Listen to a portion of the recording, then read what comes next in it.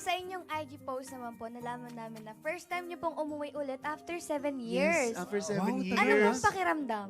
Oh my gosh, yung homecoming, sobrang nakakaiyak kaya.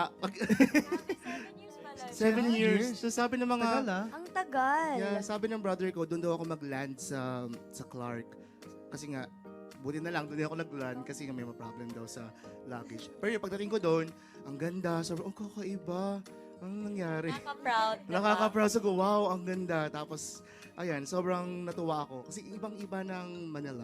So, yun lang talagang umuulan, tapos ma-traffic, pero wow. Pero kung may na-miss ka dito sa Manila, Marbs, after 7 years, ano yun? Oh, yun, Ano yung mga ang pinaka-na-miss dami. mo? Wala kasi mang inasal doon. Oh. So, pwede ba magsabi? So, ang Sige. pinaka-na-miss niyo po talaga is Pang food, yun. sa food Sarap. talaga. Yeah. Kahit May mga chef ka, food. Marbs? Oo, Yes?